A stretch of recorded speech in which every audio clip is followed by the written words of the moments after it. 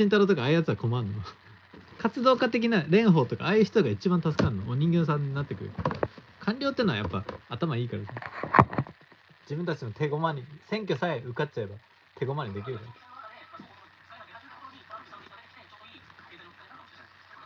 ら。うん。甘い。うん。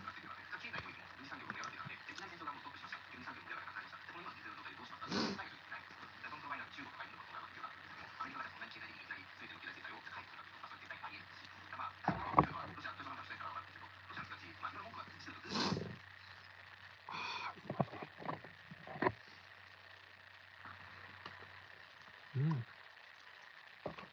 幸せ。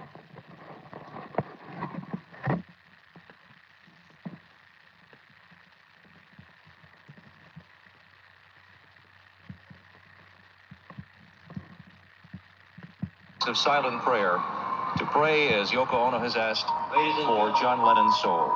Please turn off all radios. Please stop any sale or vending of any merchandise. Meditate in a quiet way. Start now. May we all pray. Thank you.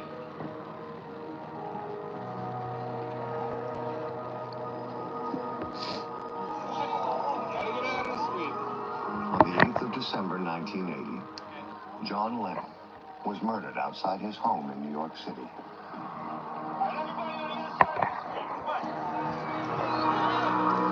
Incredibly, for a crime of this magnitude, the case never went to trial. Jury selection was supposed to begin today, but once inside the courtroom it was clear there would be no jury trial. So the facts of what happened have never been publicly established. You see, the whole world knows who John Lennon was, and now we're trying to get our grips. We're trying to get a picture of his alleged killer. And where there's darkness, conspiracy theories have grown. These FBI files clearly reveal Lennon was considered a political threat. Steps were taken on the highest level to do something about the Lennon problem. Now, after 40 years, witnesses speak for the very first time. Time's passed. I'm on the record. Once and done. Ultimately, it's a journey into the mind of a murderer. In the case of the assassination of a musical genius and one of the most outspoken peace campaigners the world has ever seen. No one's ever given peace a complete chance. Gandhi tried it, Martin Luther King tried it, but they were shot.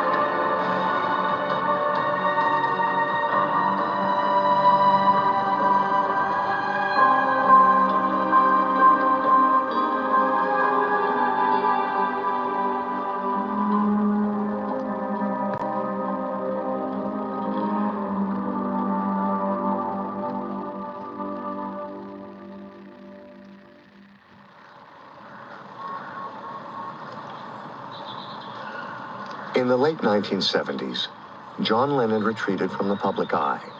He was living on the 7th floor of the Dakota Building on the edge of New York's Central Park, where he shut himself away with his wife, Yoko Ono, and young son Sean. A producer for RKO Radio, Lori Kay, flies to New York on the 8th of December 1980 for her dream gig, an interview with John Lennon. Which was the ultimate for me because John was my idol, my icon. I had always been a Beatles fan, so I was so excited. John had literally been out of the business for 5 years, but he hadn't done any interviews. He basically had completely vanished. The assistants let us in. He came in and sat down. Yoko was in a separate chair. This is his last ever interview. Just like this, you know. Hello, testing. Are we on? We're on, dear. Okay, whenever you're ready. How do you feel about after 5 years of silence, feeling yourself? I'm saying, here I am now. How are you? How's your relationship going? Did you get through it all? Wasn't the 70s a drag, you know? Here we are, well, let's try and make the 80s good, you know? It was amazing talking to him about his whole political stance. People have power. They have the power to make and create the society they want. And I think it's time to change. We think we're broken up into these fragmented pieces, countries, sexes, races. It's a joke. Imagining no country, imagining no religion. Just imagine it. Would it be so terrible? He was so excited about his return to music. You could see it in his eyes what it meant to him. Any artist or poet's role is to try and express what we all feel. That's the job. Not as a preacher, not as a leader, but as a reflection of us all. And I consider that my work won't be finished until I'm dead and buried, and I hope that's a long, long time. While John's interviewed in the Dakota building, a group of fans have gathered on the street below. Keeping an eye on them is concierge Jay Hastings. Well, why did you never expect that till now? I just didn't want any trouble. But now? Time's passed. Put it on a record. I don't know. Once I'm done.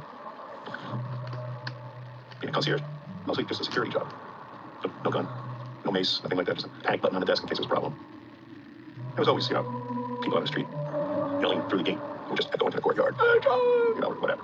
It's not here. Nobody's home. Out. Also working at the Dakota that evening is porter Joe Manny. There were people hanging around already. Groupies cluttering in front of the building. These people knew if you hung around long enough, you could probably get their routine of when they would go out for a walk, or they would go out for breakfast or lunch, or getting in a car to go to the studio. One of those gathered outside the Dakota catches Joe's eye that afternoon. This roly-poly, dumpy kind of guy, he wasn't hovering with the rest of them. They were hovering, he was like behind them, kind of, like listening. And I asked him, what are you doing here? And he said he wanted to get John's autograph. And for some reason I remember he said he didn't really even like the music, but he was a collector. And he collected things like, I thought I remember saying he collected butterflies or something weird like that. When's this going to be on or whatever? I like to listen to this. Oh, yeah, I like it. I like to listen to it. Yoko got a call and said to John, gee, we gotta go. Oh, where's she sign? I don't see it. This Steve? I'll go over it in ballpoint as well, and then between the two, you'll have the impression, and then Yoko, I'm doing it here right now. This amazing couple. I felt like I had really made a connection. Oh, it's a pleasure. I'm a fan of people too, Their evening was going to be spent in the studio. We all left the building together. There were definitely more people in front of the Dakota Beatles, John Lennon's fans, than there had been when we arrived. We all walked out, and this rather irritating guy came up to me and started saying, did you talk to him? Did you get his autograph? Did you talk to him? Did you get his autograph? Did you talk to him? Did you get his autograph? We thought the guy would leave. He didn't. John and Yoko got into the limo. They drove off. This guy came up to me again. Well, what did he say? What did he say? I just turned and walked away. John and Yoko are heading to the recording studio to finish work on a new single with producer Jack Douglas. We were working on this record, and we were having a great time. He was backing in it completely, he was like, his confidence level was way off the charts. That's what we're focused about. About movies, a great movie is one that makes you want to make a movie. I wish I'd make that. Shit, I'd go right out and make it. If I hear a great record, I want to make it. I'll make one. 3132, right? Take a put it through the gates. Once we got rolling, his creative juices were really, we could feel it. Okay. Everything was going right. He was on top of the world. John's happy home life, especially his role as father to young son Sean, has inspired him to make music again. On that TV screen right there, over that screen, was a picture of Sean. So that when you were looking up at the speakers, there he was. He had his picture up there all the time, so he was looking at me all the time.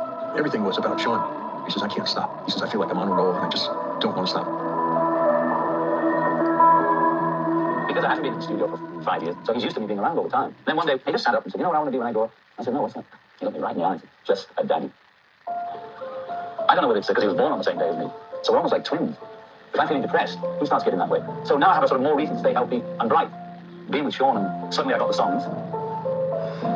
I'm not trying to compete with my old self. Paul and I turned out a lot of songs those days, but then it got to be sort of not the pleasure that it was. I'm trying to go back and enjoy it. People always think in terms of John and Yoko just got together on the Beatles split. We've been together longer than the Beatles.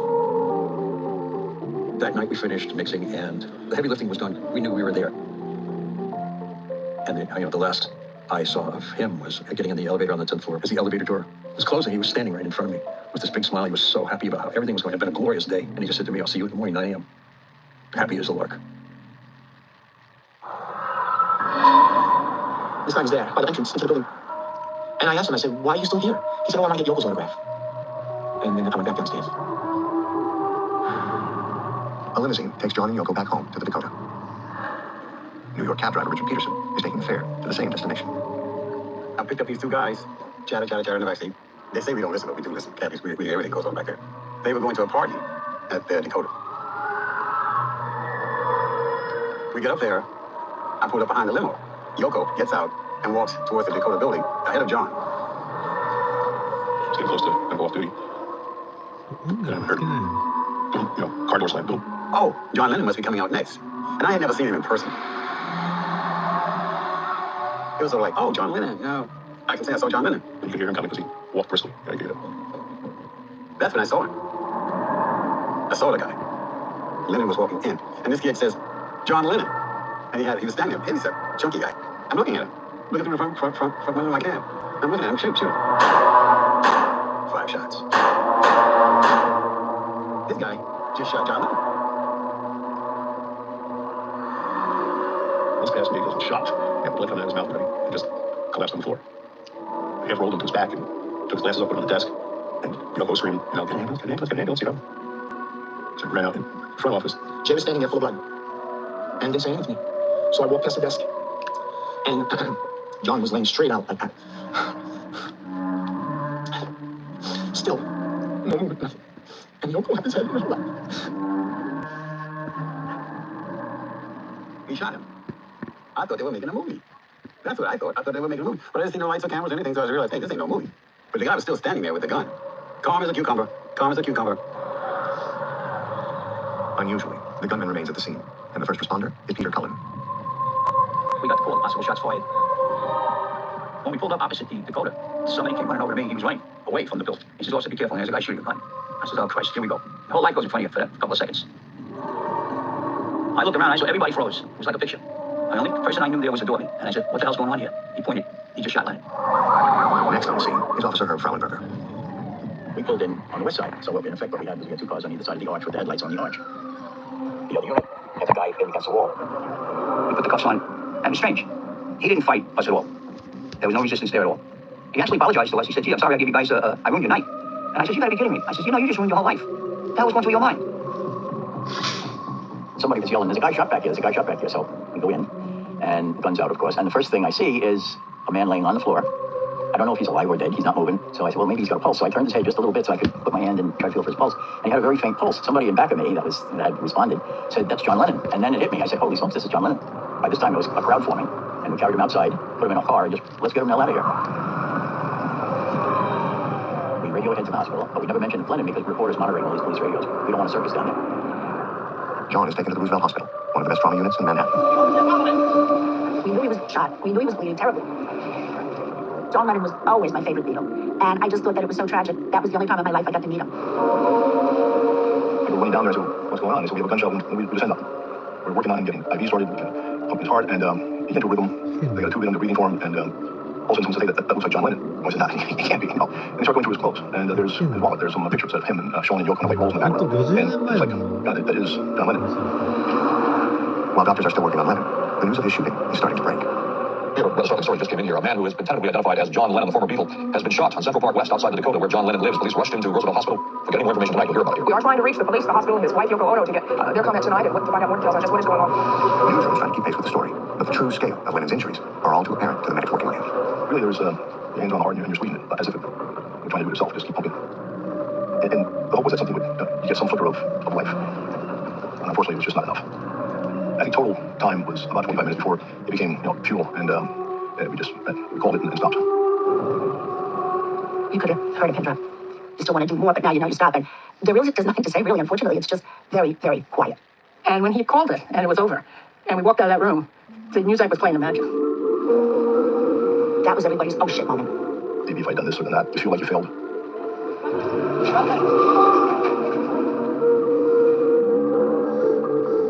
I was working, and my wife came up. She was pale, and she said, "I have to talk to you." She said that John's been shot. Immediately, we got in a cab. The cab driver had a radio on, and that's all they were talking about. Again, John Lennon, the former Beatle, has been shot twice in the back. He is now in a New York City hospital. There is no report yet on his condition.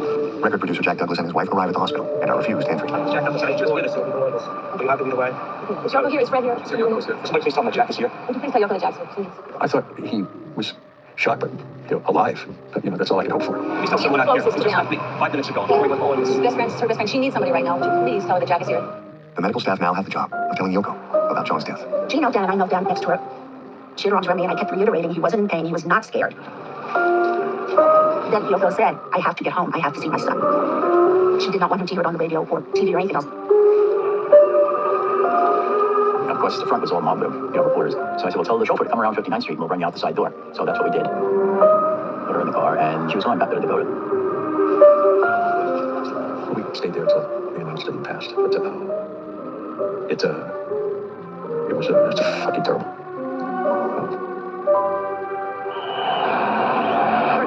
The news of Lennon's death is impossible to contain, and it's the commentators of Monday Night Football who find themselves deliberating, off air, whether they should tell the nation. You can't see this situation allowing for that news flash, can you? Absolutely, I can see it. You can. You got it. All right, I don't go ahead. This is All right, so we check out the whole world. All right, get it in. An unspeakable tragedy confirmed to us by ABC News in New York City. John Lennon, shot outside his apartment building, rushed to Roosevelt Hospital, dead on arrival. So how did Monday Night Football find out? Well, when we brought Lennon in, there was a guy on a stretcher there. He was a producer, I believe, for one of the news companies, and he was on a motorcycle and got hit by a cab. So, of course, he got hold of one of the cops, and when the cops told him, next thing you know, ABC News knew, and then, of course, then everybody knew. 1, 2, 1, 2, check. Check, 1, 2, test. We have distress data from United Press International tonight. Former Beatle John Lennon is dead. He was killed tonight in his Manhattan apartment. He was shot reportedly 3 times, critically wounded. He was taken to Roosevelt Hospital, but he died there. Within minutes, hundreds, and then thousands gather outside the Dakota building. He's not dead. They're just saying that. The doctor just announced it. Yes, but I don't care. They're just saying that to get people to leave. He's not dead. John Lennon can't be dead. The thing that drove me completely crazy for years was the fact that normally I went home with him. So how many times do you replay being in the limo with him getting out, me spotting this nutcase, tackling him, and the world being different? So you replay that too many times and you start to go pretty crazy. Back at the Dakota, fans were mourning in the street. Nobody could remember such grief and shock with the death of a singer and songwriter. John Lennon and the Beatles have been a very special part of a whole generation's life. I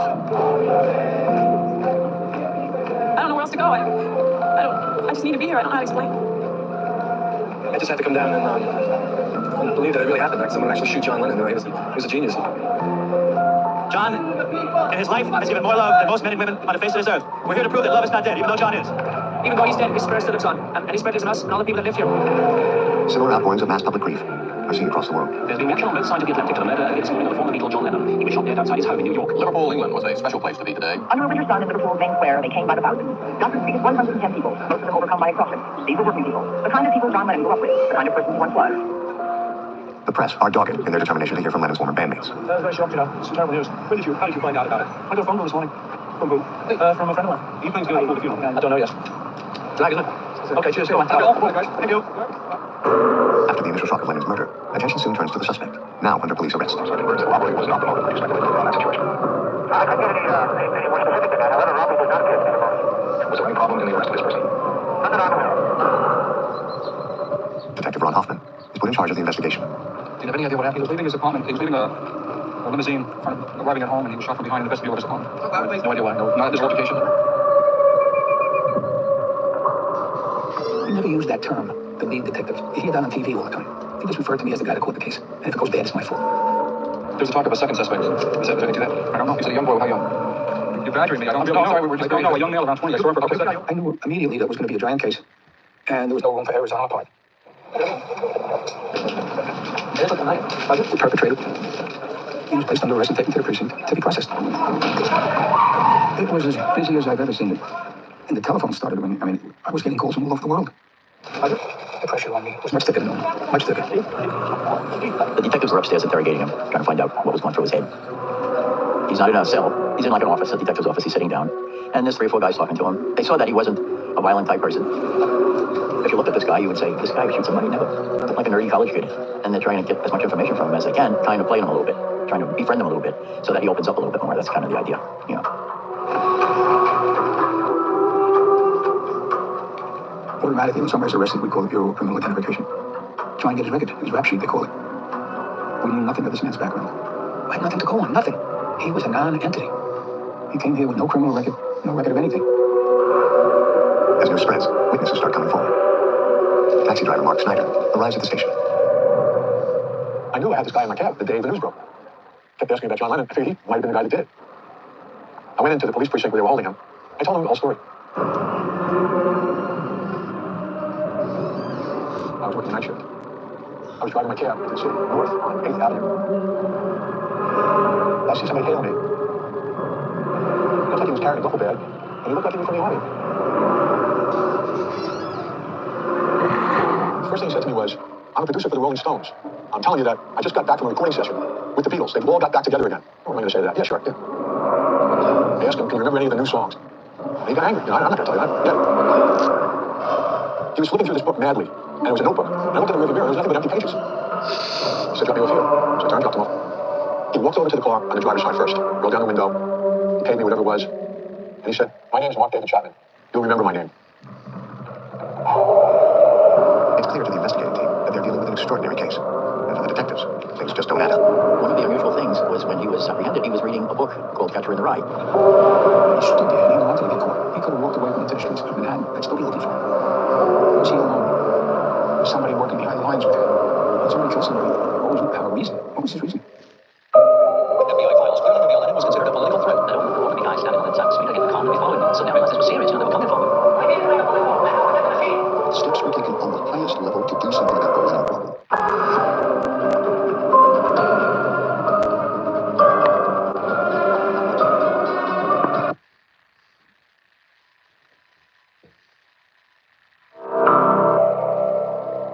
面白いのにな、これ本当面白いからね。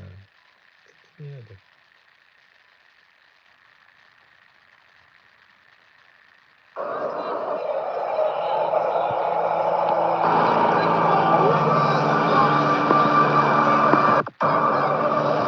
Right now, I say there's about 500 people standing around, and they have strange looks on their faces. It's a look of, I don't know, it's hard to describe. They seem to be in a daze. They just can't believe John Lennon is dead. It was a somber crowd. They had not come to socialize. They come to mourn. John Lennon's wife. In the morning after John died, I went through the gate, and there was a police yellow tape around the driveway area. And there was broken glass on the ground. And John's blood on the sidewalk. And I had to step over that to enter the building. Yoko was barely there. She stared at the television for a while. Although the sound was off, it was only showing one thing over and over and over again. We heard singing from downstairs. Although we were on the top floor, we heard it very, very clearly. And then she looked at me and said, why would that man do that?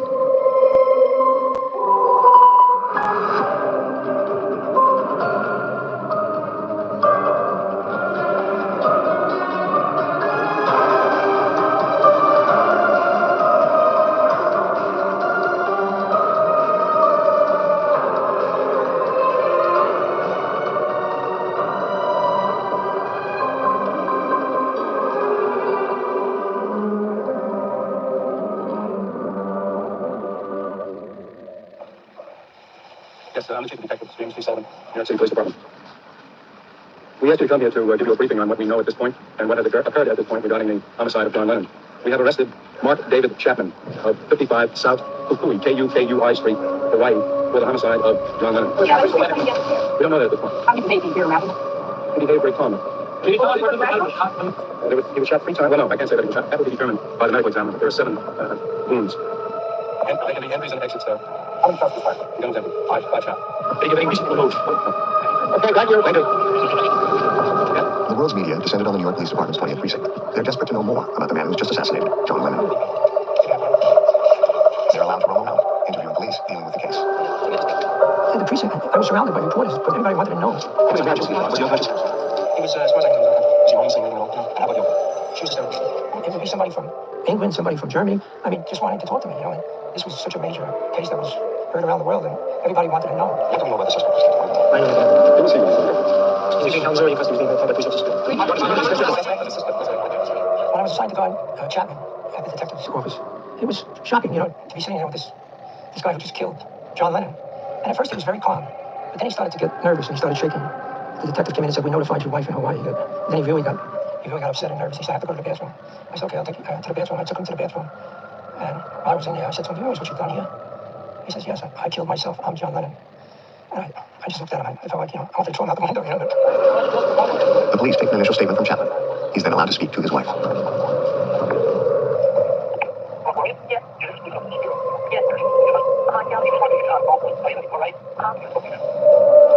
Their phone conversation is recorded in case Chapman reveals any key information.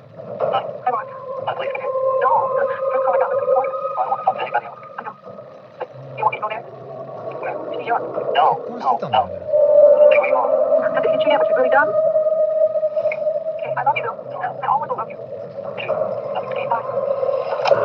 problem was not that we had the right man.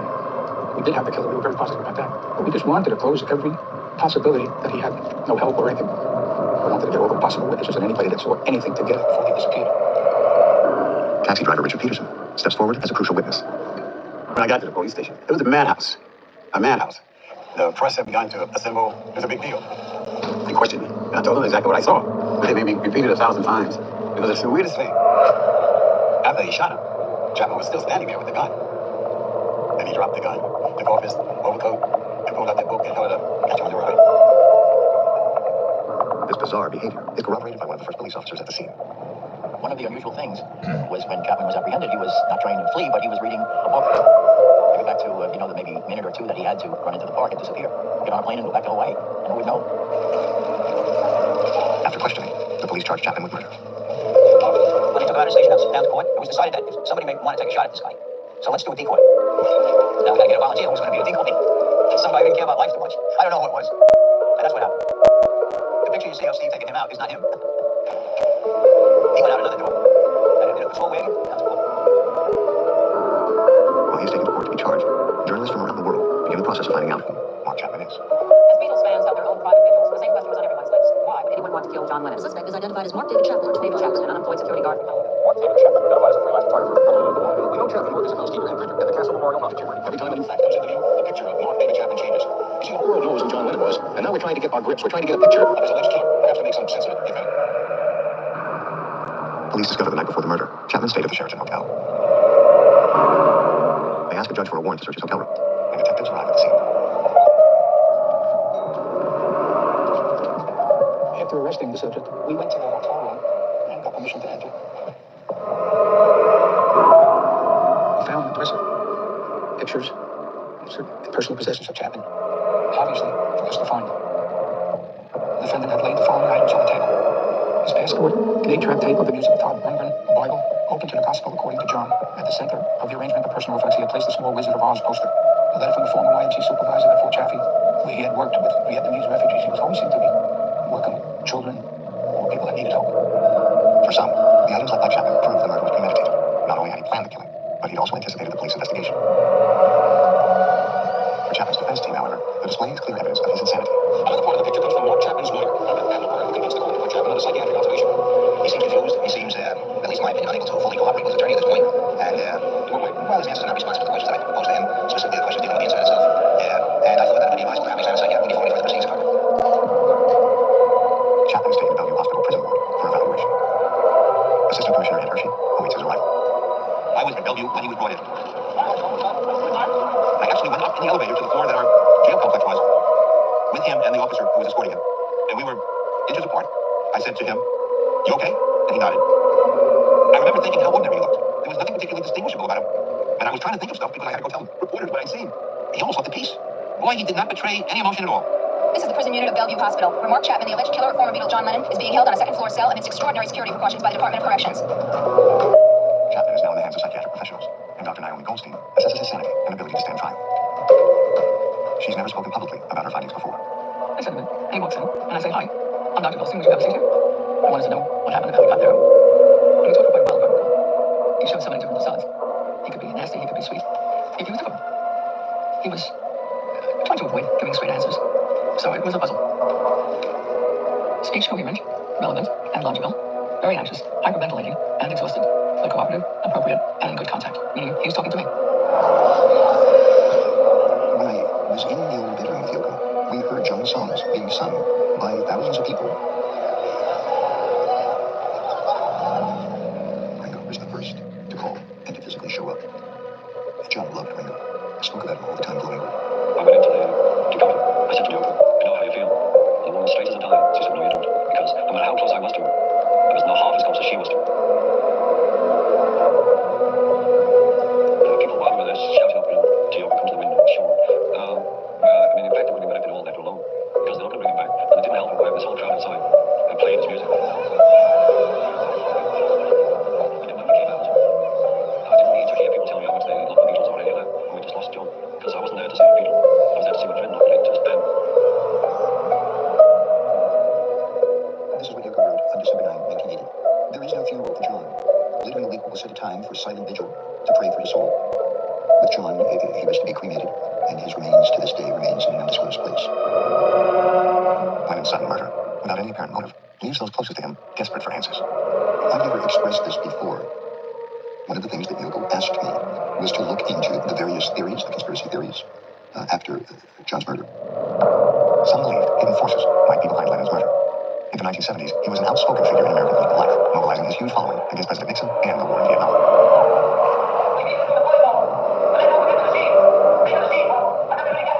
The two of them were convinced that the Dakota building, their apartment area, was being bugged.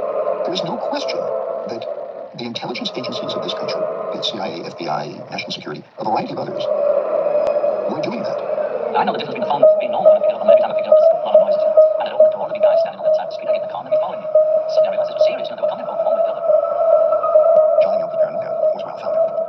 These FBI files, 26 pounds of them, obtained by Arthur John Wiener, clearly reveal Lennon was considered a political threat by the Nixon administration. There are hundreds and hundreds of pages written to the director of the FBI from Richard Nixon, where it was determined that John and Yoko were to be followed, monitored, and steps were taken on the highest level of government to do something about the Lennon problem. Nobody's ever given peace at the Chance County tried him, Martin Luther King tried him, but they were shot. If a third party was behind Lennon's death, how might Mark Chapman have been involved? MK Ultra is the code word for secret CIA project in which unsuspecting people were used in mind control experiments. Dr. Milton Klein, a world expert in hypnosis, was a significant part of the CIA's MK Ultra program. Most government agencies concerned with intelligence operations have been looking to hypnosis as a tool to execute certain intelligence operations. Dr. Klein will later visit Chapman during his incarceration and become part of his defense team. Documents clearly show that the CIA was attempting to develop agents over whom they had as much control as possible. It is the closest experimentation to brainwashing yet disclosed. The CIA was fascinated by the idea of mind control, and some believe it had a role to play in Robert Kennedy's assassination. Saran says he remembers being at the hotel the night of the killing. He remembers pouring coffee for a pretty girl, and that he was blank. Saran remembered then walking through an alcove filled with mirrors. He was dazed by the mirrors. The defense believes they could have been before a hypnotic trance. Saran remembered his first reaction was to shake hands with Kennedy, but then as the crowd rushed at him, he pulled the gun. Chapman's unusual behavior immediately after shooting Lennon is a key concern for lead detective Ron Hoffman. Was he alone? Was somebody working behind the lines with him? Was it a conspiracy? All these questions started running through my mind and everybody else's mind. We sent the team to Hawaii to interview his current friends and relatives. We spoke to his family. We spoke to everybody that we could find that knew him. He was very quiet most of the time, and he was a very good worker. Soft-spoken, touchy young man. He very intellectual. He was very level-headed. In many ways, Chapman's life remains a jumbled mosaic. His friends are still trying to put together the pieces, are still wondering, could the Mark Chapman they have known here these last several years really be the same man who now stands accused of John Lennon's murder? Chapman remains a puzzle, and the world's media are as eager as the police to understand him. They soon track down one of those closest to him in the hope of revealing more. A card was posted this afternoon at Chapman's 21st floor apartment. Chapman's wife, the former Gloria Abe, is reported to be inside with a woman friend, declining to speak with reporters. We approached the door at about 7 this morning, before the card was posted, and heard crying. She was so overwhelmed by the media, she needed legal help, and she called me. So I thought the most effective way was to get all the press together in one room, let them ask as many questions as they wanted to, and be done with it. Being a Beatles fan, I mourn the death of John Lennon and feel great sadness for his wife Yoko and his son Sean. I just want to say that I'm just very, very sorry that this had to happen to Yoko Ono and the family, and that her husband had to die. When I heard her saying, it's a great shame that he had to die, I wasn't sure whether that was Gloria's poor choice of words, because he didn't have to die if Chapman didn't go and kill him. I don't think it bespoke of any foreknowledge that he was going to die. I don't think she had accepted at that point the reality that her husband killed him. Gloria did not do anything, participate in any way in this trip, in a way in which she did consciously lend any support to Mark's death. She didn't waver much from that straightforward, matter-of-fact presentation. I would have expected more emotion. I think that's just the way she is. Christian, and I believe that forgiveness is one of the greatest things. I've always felt that I'm a very forgiving person. Gloria answers questions from the press, but there are aspects of the relationship with Chapman that are not disclosed. She told me that after they married, Chapman took to drinking, and he even hit her several times. And then, he would be unkempt and kind of out of it. And this caused her to have some great doubt about his mental health. Back in New York, psychiatrist Dr. Naomi Goldstein has reached a conclusion regarding Chapman's ability to stand trial. Competency to stand trial is defined as the ability to understand the charges against him and to cooperate in his own defense. Nothing remotely psychotic came out of him. No evidence of hallucinations or delusions. Final assessment, fit to stand trial. With the trial imminent, anti-Chapman sentiment shifts the public mood from grief to anger. It proves too much for even his own lawyer. Black calls, curiosity seekers, my phone was tied up constantly throughout the day. I felt I couldn't really represent this phone to the best of my ability under those circumstances. We had to make the assumption that any number of people would have loved to get out. Because we had an individual who just shot a Beatle. So we needed to find the most secure place in our system. And overnight, it was determined that that was in an infirmary on Rikers Island. One David Chapman has moved to Milwaukee Hospital yesterday following an avalanche of death threats. Rikers Island prison is in the East River, reachable only by bridge, and it is fairly remote considering it's in the city of New York. That isolation made it ideal for somebody like Chapman. Amid the growing hostility, a steps into the limelight. 37-year-old Jonathan Marks said he was called this morning and asked if he would take the case. He told reporters he couldn't think of a reason why not. The fact that a lot of people are angry with Mr. Chapman, the fact that you're going to represent him, how do you feel about that? Well, I can't imagine that anybody who feels anger for Mr. Chapman would take that out on me. I am simply a lawyer representing a client. To assist with the growing scale of the case, Marks recruits a junior lawyer, David Suggs. In my view, then and now, there's really no higher calling for a lawyer than to defend an unpopular criminal defendant. But there's no question that you're feeling the pressure. I've been on a number of high-profile cases before, but as it turned out, this was like a quantum leap beyond anything else I'd ever worked on. In preparation for trial, Chapman's defense team start visiting him in prison. It is Sunday, and I'm at my client, Mr. Mark Chapman. They now record every conversation they have with him. These conversations have never been heard publicly before. You promised that I'll just ask this once and I won't ask it again. You'll stick this out with me. I promise that you can ask as many times as you like. It was weird because you could talk to him at times and he would seem pretty normal. And then, bam, out of his mouth in the next instant would come something that was just so out of left field. You realize, oh yeah, he's crazy. Well, this is kind of crazy. I thought I would turn into somebody. I killed somebody. What do you prefer to? You know the book for Catching a Ride? I had the book on me. And I found it. I was turning to the character of the book. Now I realize that. What do you prefer to? Holden Caulfield. He thought he was going to turn literally into Holden Caulfield, the character in the book The Catcher in the Rye. He was going to change from, a pretty stout young man into a tall, slender teenager. He was not rational. This was not a whodunit. Clearly he shot Lennon. He made no attempt to escape. The question was going to be, what was his mental state at the time he committed the act? Our intent was to prove to the jury that this man was in fact insane, and warranted, as a result of that, psychiatric care, as opposed to punishment in prison. The prosecution, however, don't accept Chapman's insanity defense. Now, if someone were suffering from a mental disease so severe that they picked up a gun and thought that it was a banana, that would be one pathway to establish an insanity defense. But in our view, he didn't have a mental disease. He knew what he was doing. He had a gun. He used it for its intended purpose. And he knew what he was doing was wrong because after the murder, he waited for the police to arrive.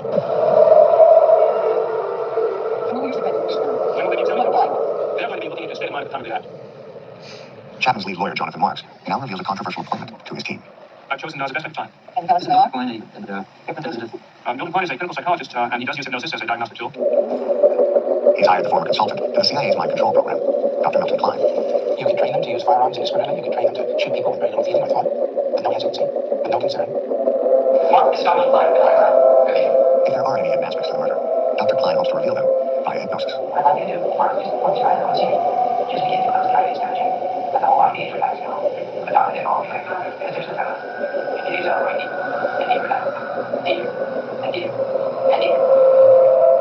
Never statement after very last. Don't be like this. The death scene? Yeah. Okay, I'm sitting down. Well, I don't know the sense. So I said, this is it. We'll go. You'll go down and I'm on to her. And then he came out.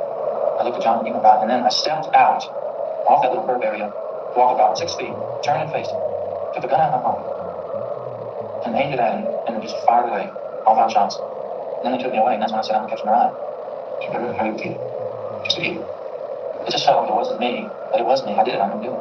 To my part of your mind. Hated the decision. Oh, I see a struggle. Part of me didn't want to, part of me did. All I remember is I had a voice in my head that said, do it, right when it's going past me. And I did it. And now we will have 10 minutes of silent prayer. Pray as Yoko Ono is asked for John Lennon's soul. Please turn off all radios. Please stop any sale of any merchandise. Maintain a quiet way. Stop now. We have a privilege. As Chapman prepares for trial, thousands gather for Lennon's vigil in Central Park. One attendee has followed recent events especially closely. His name is John Hinckley Jr. He also has a copy of The Catcher in the Rye.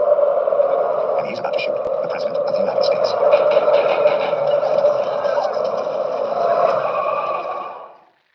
Mark Chapman has pleaded innocent to the shooting by reason of insanity. God told him he's guilty because I don't believe in the insanity clause or whatever. He wasn't mentally ill. His intention was to bring fame to himself. Under any other circumstance, he would have been tried as an insane person. He shot the wrong man.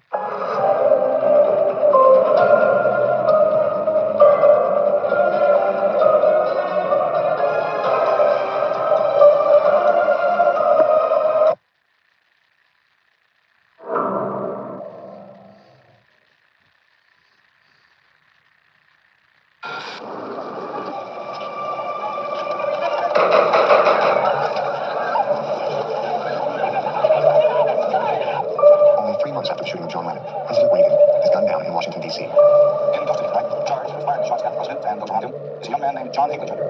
Like Lennon's murder, the shooting is in full view of the public, and the suspect is apprehended at the scene.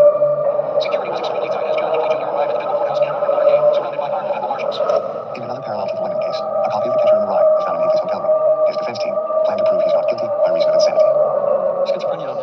considered the most severe of the mental illnesses. This would refer to people who are experiencing hearing voices that are developing false belief systems and that are becoming dominant in their life. Carpenter said John Hinckley suffered from schizophrenia and would not conform to the law or realize what he was doing. There was no assumption that he would be found not guilty by reason of insanity. There was an assumption that the public would be upset. I mean, there'd be anger. The Hinckley verdict, innocent by reason of insanity. Reacting to that verdict, many New Yorkers said the insanity defense was just a cop-out. I think he's guilty, because I don't believe in the insanity clause or whatever. People hate the insanity defense being successful, and it seems to be taken as a given that if it's a heinous crime, that the person's got to pay for it.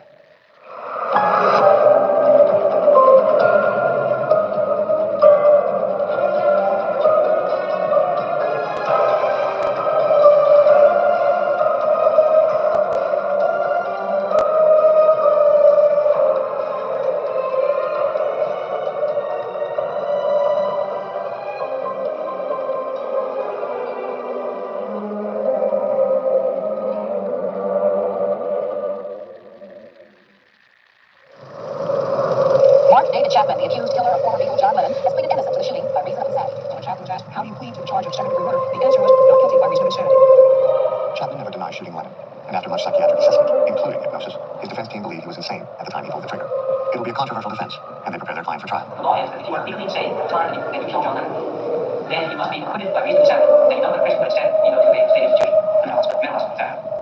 And the question in this trial going to be his state of mind about the shooting. The only issue in this trial really will be whether or not he was insane at the time of the shooting, and I think that our witnesses will establish that he was. Whether or not we can get a jury to find that he is not guilty by reason of insanity is another question. Like the client is extremely hostile towards Mr. Chapman. It doesn't come as a surprise, but it is. Pretty much everyone was feeling pretty emotional about this, and there was a lot of animosity, obviously, towards Chapman. His last attorney, he was only on for like a couple of days before he quit because of death threats. I know we got some death threats as well through the mail. Lennon was near godlike, and how dare we defend this man who murdered him in cold blood, and you'll pay the price for this. The other element at that time was the attempted assassination of Reagan, and that really kicked up a lot of public sentiment against the insanity defense in general. We knew we were going to be facing a very, very uphill battle. The prosecution doesn't accept the insanity plea. They believe Chapman killed Lennon for fame. In the context of this interview that I'm having now, I will not use the defendant's name because I don't wish to be part or parcel of any situation which brings attention to him by name. So I will refer to him repeatedly as the defendant. I will not use his name. This defendant wanted to be arrested because this was what was going to bring attention to himself. He didn't seek to flee the scene of the crime. He could very easily have run and get into the subway system and try to flee in that way, or flee into the park. But he didn't. He just stood there and waited. Their theory was that Chapman was a failure. He hadn't succeeded at anything. He had these delusions of grandeur, and he wanted a lot of publicity. Is it rational? Is it sane for someone to murder some other human in cold blood with the full knowledge that as a result of that, they're likely going to wind up in prison for life or in a mental institution for life, so they can have an article or two on the front page of the papers? It just does not make sense. The prosecution will explain to the jury that Chapman's movements before the shooting show that this was not a random act of madness, but instead a meticulously planned murder. The gun used to kill John Lennon was traced by New York authorities to J&S Enterprises. The sales receipt shows the gun was purchased by Mark Chapman on October 27th of this year.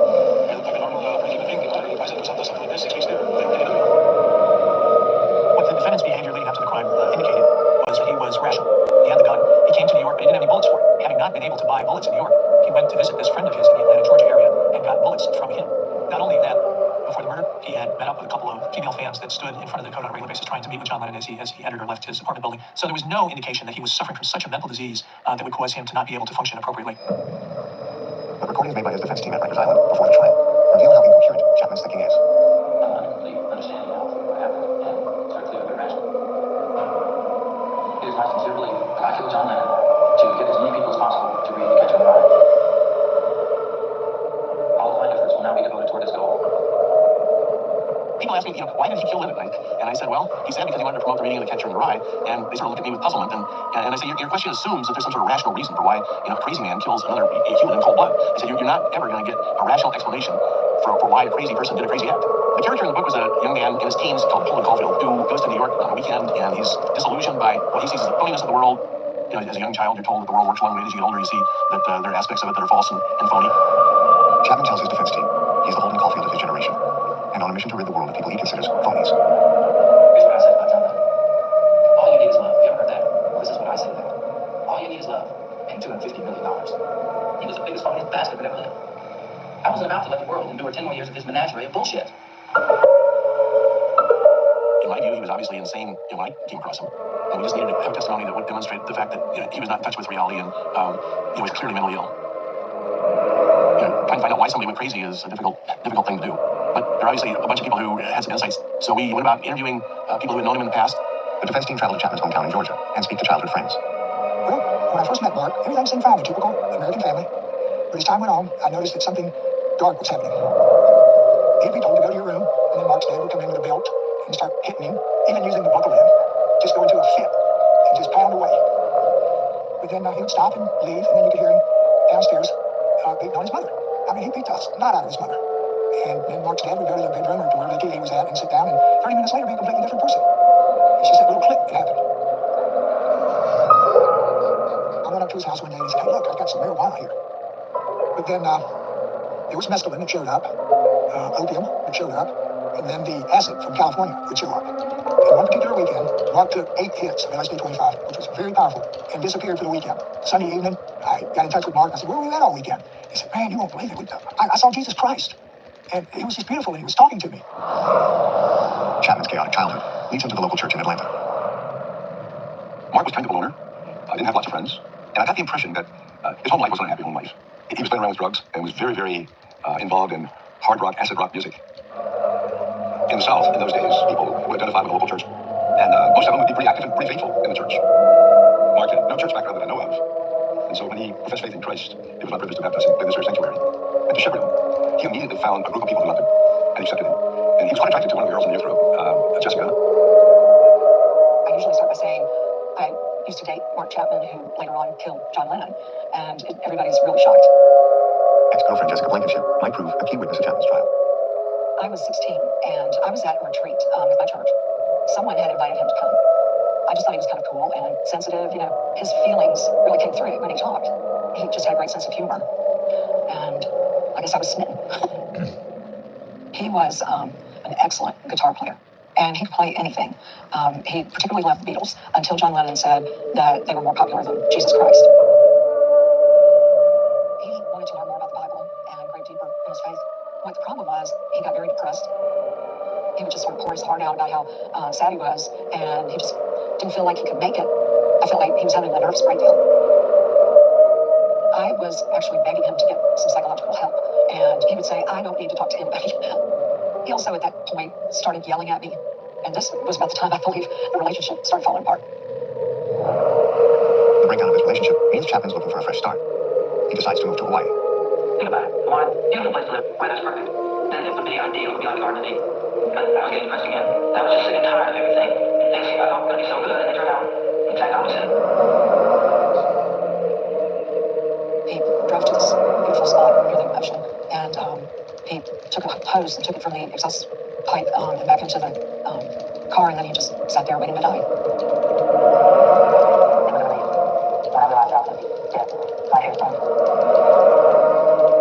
The defense team believe the suicide attempt is evidence of Chapman's mental health issues, but it only reinforces the prosecution's belief he craves attention. He had engaged in what I would call a feigned suicide attempt. Again, the activity designed to bring attention to himself. This was a 25-year-old person who had engaged in conduct in the past, none of which was particularly noteworthy, who was frustrated by that and had a personality disorder that felt that he was worthy of attention. It is incredibly unfortunate that he sought to bring that attention to himself by stealing the fame of someone like John Lennon. The world's media now gather for the trial of Mark Chapman. They hope to finally understand why a global icon has been gunned down in cold blood. Spectators were searching and admitted to the opening of the trial of Mark Chapman. It was the first day of jury selection at the beginning of a long trial. A mob of reporters and some spectators waited to get into the courtroom. I love trials.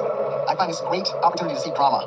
There's a certain kind of excitement that kicks in and the adrenaline goes up like a notch. I was a rookie reporter, and this was one of my first big stories. The whole world was watching. He really did intend to kill John Lennon. He really did know what he was doing when he killed John Lennon. Emotions are running high, and opinions around Chapman remain divided. We saw that John intentionally left facing a man like John Lennon. Would you give the company a piece?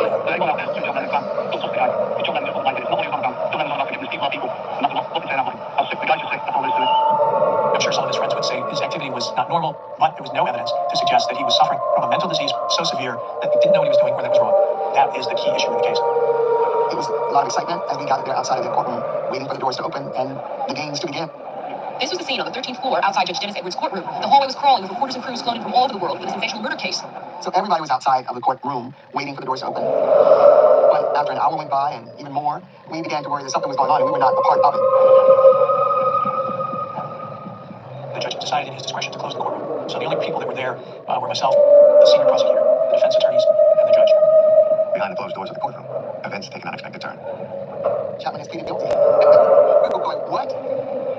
Even more bizarre is the reason Chapman gives for his sudden guilty plea.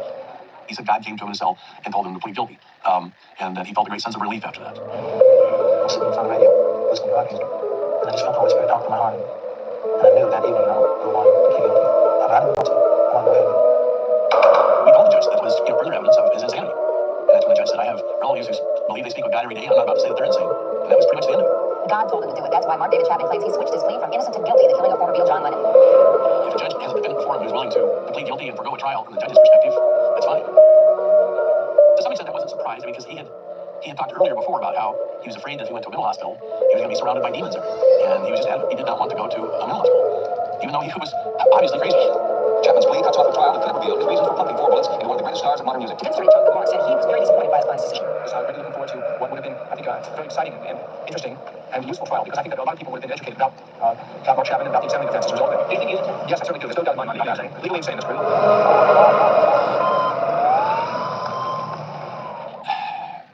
Obviously, the psychiatric testimony would have been critical. The prosecution, their description that he was seeking attention, that he had these delusions of grandeur. Yes, it was a partial description of Chapman and his conduct, but it was by no means the full picture. The depths of his insanity were far greater than they were willing to acknowledge. Dr. Lisa Gold is a forensic psychiatrist specializing in the insanity defense. She wasn't involved in Chapman's case, but assesses decisions made at the time. The lawyer said, I don't think he's competent. I'm not sure why a judge would say, well, I think he is. He's a judge. He's not a mental health professional. I would have voted for him to get another competency hearing. I would want someone to ask him, why are you changing your mind? My suspicion is that he was starting to fray under the stress of an upcoming high-profile media circus. Awaiting sentencing at Rikers Island, the full extent of Chapman's mental state is becoming apparent. This is a memo I wrote to the file.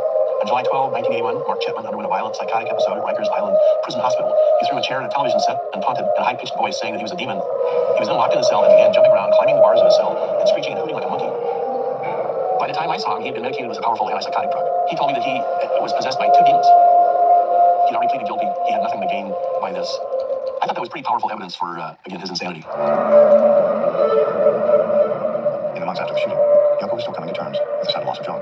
We were doing very well in New York together, and that's going. And that was going so suddenly, too. I think that affected me, because it was a slow process. We could have talked about it or anything, but the last John I remember is a very gregarious, energetic, high-spirited guy. Mark Chapman now appears in public for sentencing. It's a final chance for his legal team to request leniency based on his mental health. Authorities take no chances with Chapman, figuring there are too many die-hard Lennon fans around. Chapman arrived at court this morning unseen, under tight security. When the defendant was sentenced, the courtroom was open, so members of the public at the courtroom. The first couple of rows of the courtroom filled with reporters and members of the press. The doctors and detectives to search everyone who entered the courtroom. Inside, Mark David Chapman, wearing a bulletproof vest under his shirt, sat clutching a paperback copy of J.D. Salinger's Catcher in the Rye. We've seen Chapman in the original Rain Man, and we've seen Chapman after he had pleaded guilty.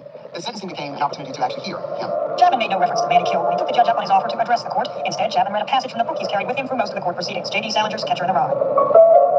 He never articulates a reason why publicizing the book is such a good thing. He felt this book was so important that it was his statement to commit an act like this. You know something? Everybody on the case read it but me. I just didn't buy it. This is the first time I'm admitting publicly that I did not read this book. He tries to get his name changed to Alden Caulfield. He's trying to be those people. There really isn't a rational reason for thinking you're going to turn into somebody else. But it says how much he doesn't want to be him. Today, 2 Chapman's psychiatrists urged more treatment for him. They got a shrink that said he was crazy. So we got a shrink that said he's not crazy. Then they got another shrink to say he's crazy, and we got another one to say he's not. All I know is I spoke to a lot of psychiatrists, and most of them are crazy themselves. Mark David Chapman was sentenced to 20 years for life for the murder of former Beatle. Sentenced to 20 years for life for the murder of John Lennon. He was criminally responsible for premeditated act of murder. The defense attorney didn't dispute the facts, just the conclusion. Certainly was carefully planned, it was well carried out, it was intentional, it was also insane. At that point, Jonathan and I both knew he was going to be in prison for the rest of his life, and that if he was in prison, he wasn't going to be getting any psychiatric treatment, and that didn't seem like the right result to me. Yoko remains at the Dakota building with their son, John, trying to process what happened. The only thing I regret is the fact that John had to die the way he did, And some people say John was not in America. If he was in Britain, for instance, he wouldn't have been shot to death. Maybe we should have been more careful. After John died, it was such an enormous shock for all of us. We were all pretty numb. Yoko was quite a pillar of strength in that time. John did not die because he committed suicide, or he was drugged, or he had a heart attack. No, John was killed. And it was very important for me to show that to the world. And both John and I were always trying to make a peaceful world. And it's very ironical that John, who loved peace so much, died in such a violent way. I remember Yoko saying that when the leader with the flag goes down, someone else has to pick up that flag and keep going. Yoko eventually found a way of turning John's death into a force for good. She shared the picture of John's bloody glasses as an album cover. A lot of people were very horrified that she could do something like that. She called me that morning to help her take the picture of the glasses. I went to Dakota and I set up some lights, and she wanted to have the glasses on a windowsill with a glass of water and Central Park on the other side of the window. I felt it was her picture to take, and so I took my other camera and took a picture of her taking the picture. Now, when you look at that picture of the glasses, you feel that horror, and that is one tiny bit of what Yoko actually feels, because she was there, she saw the glasses happen. But if you feel that bad looking at a picture of it, you can imagine a little bit of how Yoko's feeling. The glasses that he was wearing in the last moment. It was a kind of statement about how important to have gun control. Something has to be done about the guns, gun control. The minds in this country of people who carry guns. It's horrible. If Chapman had a knife instead of a gun, John Lennon might still be alive. Guns are very lethal. There's no turning back. The final decision to do it can actually be quite impulsive, and that's what appeared to happen with Chapman. Chapman has spent nearly 10 years in solitary confinement when he accepts an offer to be interviewed in prison by U.S. talk show host Larry King. Tonight, 12 years ago, the music died when Martin Luther Chapman shot and killed former Beatle John Lennon. It's the first time the American public has heard directly from John Lennon's killer. Mark David Chapman joins us from Attica Correctional Facility on this, the 12th anniversary of John Lennon's death. Mark, why now? Why tell the story now? Well, Larry, I'm well now. I've had a number of years of wellness. I feel good. There's always been things inside of me that I wanted to get out, to tell people why I did what I did. Back then, I was lost, and I didn't know who I was. But now I do. Therefore, you have to have daily regrets.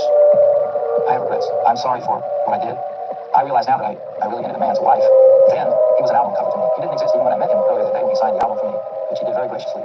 And he was not phony, by the way. He was very patient. I just saw him as a two-dimensional celebrity with no real feelings. Why cured what you believe was schizophrenia? Well, not medication and not doctors, but the Lord. Mark David Chapman was a failure in his own mind. He wanted to become somebody important, Larry. He didn't know how to handle being a nobody. He tried to be a somebody through his years, but as he progressively got worse, and I believe I was schizophrenic at the time, no one can tell me I wasn't, although I was responsible.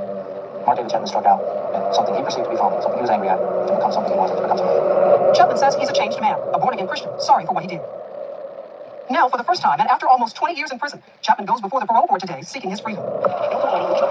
Should Chapman be released, myself and John's two sons, Sean and Julian, would not feel safe for the rest of our lives. Should Mark David Chapman be forgiven?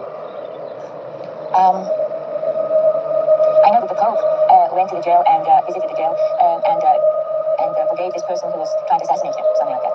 I'm not a Pope, and it's very difficult for me to forgive what happened. This is Mark David Chapman's third parole board hearing. He is now 49 years old, an inmate at Attica State Prison for nearly 24 years. Chapman has been eligible for parole since the year 2000, and at every opportunity, it's been denied. I think it's just terrible that someone who killed a member of the Beatles is going to potentially be let out of prison. I just don't see him.